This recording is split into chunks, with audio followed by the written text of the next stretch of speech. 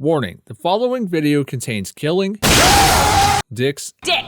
A murder boner. and dick killing. Viewer discretion is advised. There was a time when every shooter was trying to out-COD COD. Call of Duty was a juggernaut franchise by the end of the 2000s, selling millions with each installment and teaching kids the art of trash talking. Of course, when something is popular, everyone wants in on it. It seemed like every day a new military shooter was being released. These shooters had a lot in common. They had a 4 to 5 hour campaign starring a military hardened soldier. You could only carry 2 weapons, and when the screen was saturated with jam, you sucked your thumb for a few seconds to heal your wounds. Oh, and the art style was 50 Shades of Beige. The oversaturation of modern military shooters left the FPS genre in a creative rut. Why make something different when you can copy the guy sitting next to you? Hey Fox Club Niner, I'm gonna point at you and say something serious to further develop the game's storyline. Oh, I'm dead. Then an unsuspecting Polish studio named People Can Fly released Bulletstorm, a game that asked, what if shooting stuff was fun instead of boring? Bulletstorm was billed as the anti-COD, the punk rock to the mainstream corporate rock that was saturating the airwaves. It had gore, swearing, kicking. It didn't have silent soldiers, it had potty mouth space pirates. It was Duke Nukem, but not Duke Nukem, until it was Duke Nukem. Good to see your sense of humor coming back. I intended no humor. The point is, Bulletstorm was a wake-up call the critics loved, but audiences ignored. Fucker rim job piece of shit! Bulletstorm is now a cult classic, but has Bulletstorm held up, or is it blind nostalgia from the 15-year-olds turned grown-ups who played this game? Here, have another drink, Gray. It'll help your aim. Grayson Hunt is a soldier of fortune turned space pirate. Several years ago, him and his buddies carried out a hit only to discover they'd been misled. Turns out those supposed gun runners and smugglers were innocent civilians, so they go AWOL and now spend their time raiding ships. Grayson has finished disposing of yet another bounty hunter when he receives an unexpected surprise. A warp jump puts them in the path of his old boss Serrano. Drunk as a skunk, Grayson decides the best course of action is to unload everything they've got against Serrano's warbird. Things go south and Grayson decides fuck it and kamikazes their ship into Serrano's. Both ships crash land on the planet Stygia. Most of Grayson's crew become cannon fodder for the local maniacs, save for him and his newly resurrected buddy Ishii. Grayson learns Serrano survived, but while Grayson wants to settle things, Ishii wants to get off Stygia. They gotta have some power cells. Then I will follow you. This one last time. Bulletstorm's pulpy setting and crass humor add flavor to what is, at its core, a revenge tale. Most people remember the game for its constant swearing and references to male anatomy, but the actual plot is surprisingly engaging. Grayson Hunt is our protagonist. He has the bulk of a Gears of War Marine, but the mouth of a sailor. He is mega-charged with elite Confederate weaponry. Looks mega-charged with a dozen buckets of fried chicken. I was worried Grayson was just going to be a loud frat boy type of character, but I was wrong. Grayson's toilet humor is just his way of burying years of pent-up aggression. When your former boss lies to you about who you're killing, it's understandable to be pissed off. Unfortunately for Grayson, his recklessness screws everything up. This gives him an arc as he realizes the importance of relying on others rather than himself. I haven't played Bulletstorm in almost a decade, so I forgot the story had this surprisingly compelling character arc. Grayson may be a hard ass, but he's got a softish heart. Well, there you go. So what's the wish? Okay. You forgive Ishii. He's not a bad guy. Just been through some sour times. The other two protagonists, Ishii and Trishka, are also good. Trishka is a no-nonsense badass who may or may not be related to someone Grayson and his pals off. Spoiler alert, she is. Ishii is the only other surviving member of Grayson's squad thanks to a quick patch job. The problem is this patch job used parts of the ship's AI, so his human side is always at odds with his cybernetic one. Ishii is the straight man to Grayson's antics, creating a fun dynamic. You wanna make out? Just 2 gruff, military-hardened dudes sitting in an elevator, snuggling out their woes in a totally hetero way. Huh. Ah, that's a nervous chuckle. Either your human side gets the joke, or your computer side likes the way I look in these pants. Juggling tones is always a challenge. You don't want the player laughing during a serious moment, and you don't want them groaning during something silly. Bulletstorm balances comedy and drama well enough. At times, the raunchy dialogue and double entendres are a bit excessive. Like, there's skill shots called gangbang, fire in the hole, and ejaculate. Not exactly subtle. Yet anytime a joke doesn't land, the absurd violence makes you laugh your ass off. It's Looney Tunes levels of brutality as you murder guys in hilarious ways. It's where Bulletstorm shines, but it stumbles, creating a memorable villain. Now, you festering assholes! Either make with one sweet and sloppy apology, or I will fuck up your lives! There's a right way to make a villain who is a thorn in your side, but still intimidating. General Serrano is not that villain. This casually swearing, casually racist, casually sexist military man is, on paper, someone you love to hate. The man duped Grayson's squad into killing innocents who could expose the Confederation's corruptness. He knows why Stygia went from a premier destination to a Mad Max wasteland. He's part of a cover-up to nuke the planet so the corporation that set up shop on Stygia can start over. He's like if Arlie Ermy had sex with your boomer racist uncle. In short, he's an asshole. I'm just dicking around.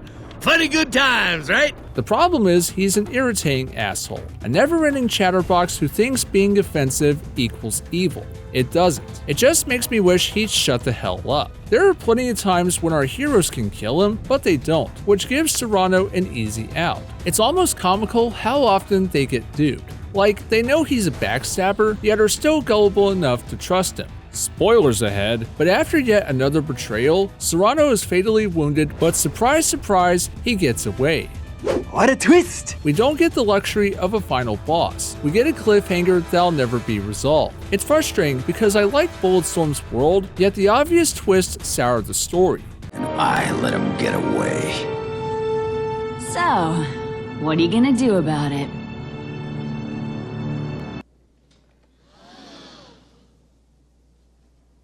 Nothing!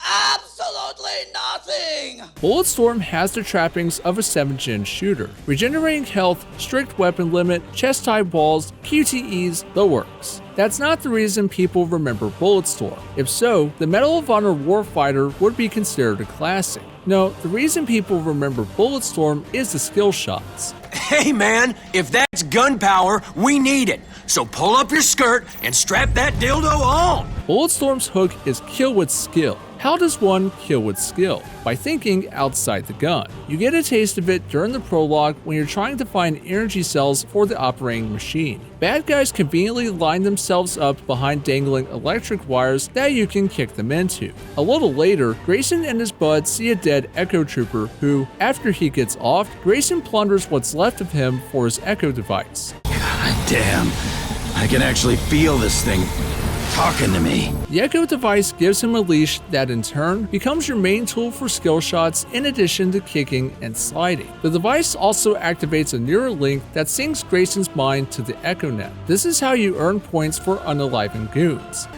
Oh, son of a mother. Tech is wild. His cocky leash is grading my performance. Skill shots rewire your shooter's synapses to where you're thinking more about how you can deal the most damage possible, so you always have a steady supply of points. Shooting a guy gives you a measly 10 points. Shooting him in the head gives you 25. Get him in the throat? That's 50. Strategically neuter him, then kick his skull in? That's 100. Do you see what I mean? Start with a whip. Most skill shots are weapon specific, while others are story specific or rewarded for using the environment. There's a list you can pull up anytime, but it's much better to try shit and see what works. Because I haven't played the game in years, I was a little rusty, but once everything started clicking, I became a skill shot extraordinaire.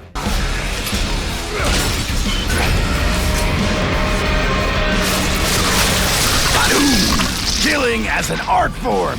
People call Bulletstorm a boomer shooter throwback, but its emphasis on scoring through killing reminded me a lot of the Wii classic Mad World. Both games take an arcadey, over-the-top approach to killing, and ironically, both have Steve Bloom voicing the protagonist. Not to mention they were commercial flops on release. You say you intend no humor. Murder holes. Comedy gold, my friend. The point is, Bulletstorm is a fun time. Some of its design choices reek of the COD stank, but the core loop of killing and skilling remains satisfying. To quote my GameFAQs headline, skill shots equals awesome. You may have the skills, but if you don't have the shot, you can't pull off skill shots. Bulletstorm's arsenal gives traditional guns a pulpy sci-fi makeover. They're the expected assault rifle, revolver, and shotgun. Because this is Bulletstorm, however, they have their quirks. The assault rifle has an alt-fire that disintegrates enemies. The revolver fires a flare that turns marauders into improvised fireworks. The shotgun is a quad-barreled beast that separates torsos from their owner, and the sniper rifle's rounds can't be manually guided into skulls. My personal favorite is this cannonball launcher that shoots out what can be best described as basketballs of doom. It's fun to try and trick shot the projectiles into oncoming bad guys. Weapons can be swapped out via drop kits. Drop kits let you buy ammo or upgrade your guns. Upgrades include increased ammo or alternate fires that overkill your opponents. Of course, you need enemies to shoot. Bulletstorm's enemies consist of bandits and scavengers who look like they walked off the set of Borderlands. They provide a decent challenge in addition to acting as test dummies for your skill shots. You do encounter some unique enemies like man-sized fly traps and hulked out mutants, but the majority of the game consists of castrating psychotic mofos. It's fun, until you get a whiff of the COD stank. Holy damn, that stinks! In the lead up to Bulletstorm, they released Duty Calls, a not so subtle roasting of Call of Duty. Give the nuclear missile bomb to us, leader enemy boss, and then put your hands up. Okay. USA is dominate. Duty Calls is funny, but what's not funny is how a game that's supposed to be a throwback uses a lot of the same tropes. It's got a cool arsenal, restricted by a 3-weapon limit. It's got fast movement, but loads of chest-high walls. It's got a cool system that gives you points for stylish killing and for performing QTEs. Because if I'm a bloodthirsty general looking for the best of the best, I need to make sure they've got their QTEs down. No snappy repartee? No smart-ass backtalk? These design choices don't make Bulletstorm bad, but they date the game. They feel like a necessary evil people can fly used because they were convenient. It's one thing for a game to reuse tropes but not do anything different, and at least Bulletstorm offers something different to make up for it. I'd say where the COD stank hurts the game the most is the level design. For every open arena, there's multiple cramped corridors that make skill shots next to impossible. Ditto for when your buddies ruin your murder setup. The game also drops the ball on boss fights. This would have been a great opportunity to have some epic one-on-ones, but all we get is a fight with Biollante. Oh, there are these big zombie guys, but they're treated more like a punchline. Asshat.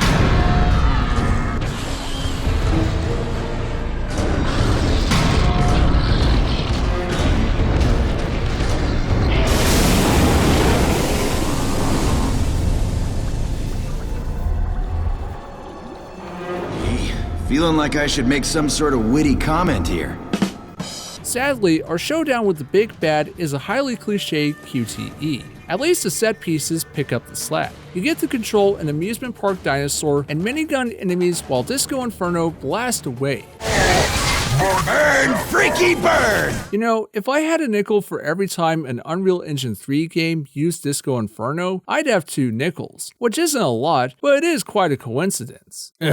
After the credits roll, there's not much reason to replay Bulletstorm. If you've got a good trigger finger, you can get most of the skill shots in your first run. There are optional collectibles and a challenge mode, but those are more of a novelty than providing real replay value. Bulletstorm is like a roller coaster. It's an exhilarating adrenaline rush that's fun once, maybe twice. I had fun mastering the art of the nut shot, but I don't think I'll go back to shoot all the electroflies. I'll give you a mouthful of love, punk!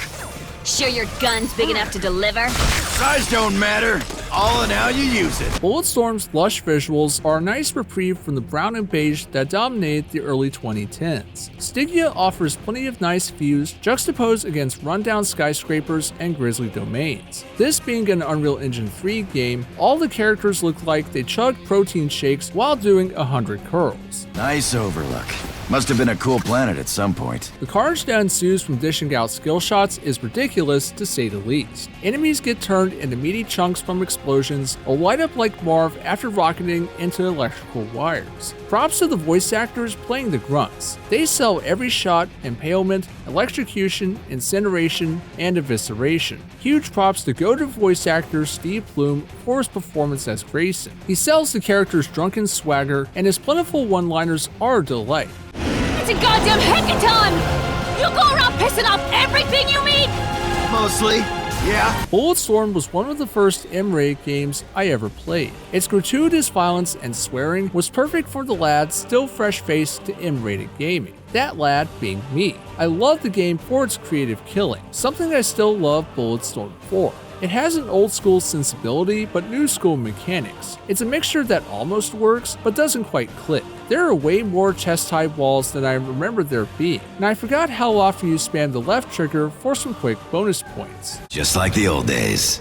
Forgive my lack of nostalgia. For all its talk of not being like COD, they do hit most of the same beats. For all its faults with its design and writing, you're forgiven by the fact this game is damn fun. It's some of the best shooting from that decade. I think my pal Deadforge said it best when he described Bulletstorm as 2011's 7 out of 10 of the year. That's the vibe I got revisiting Bulletstorm. It's not great, but it's a damn fine time. Hey, slow down, partner.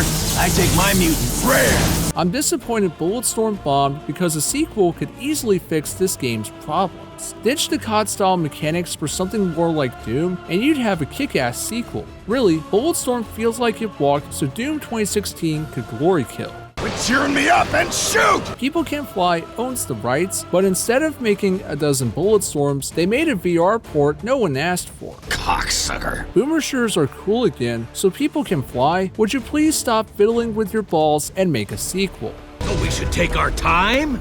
Maybe have a nap? You're in lead! You're setting the pace, Ishii! Bulletstorm gets 7 kicks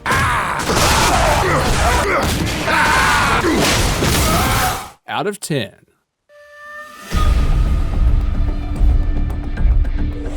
Wait a minute. You didn't think I was going to skip the remaster, did you? In 2017, Bulletstorm Full Clip Edition dropped. It has all the bells and whistles you'd expect, like an improved performance, remastered visuals, Duke Nukem? It's time to kick ass and chew bubblegum, and I'm all out of gum. Oh my fucking god, this is fucking brilliant.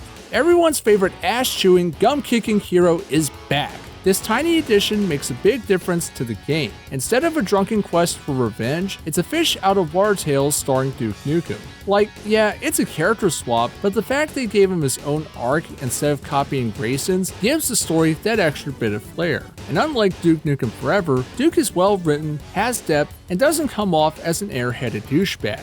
So how you doing with that, robot thing? I'm engaged in an endless struggle to maintain dominance of my own mind, thank you. Oh, that's rough. You got any gum? I initially wrote off Duke's edition as a novelty when I first played the remaster. Hindsight says I'm an idiot because it's well handled. I'd say the only disappointment is they didn't give Duke any exclusive weapons. Come on, no shrink ray? Come on, another party for you to piss on. It's kind of crazy to think this is technically the last Duke Nukem game, but at least it's a fitting swan song. If on the off chance we do get Bulletstorm 2 The Dickening, I'd totally be okay with them making it a buddy action game starring Grayson and Duke. Unfortunately, given who owns Duke Nukem, I doubt that'll happen. Calm the fuck down. I get it, we're screwed, and not in the good way. If you missed out on Bulletstorm, shame on you. But pick up this edition as it's the same game but with 100% more Duke. Just be sure not to pay the full retail price. $40? That's highway robbery. Who would charge that much? Oh right, that guy.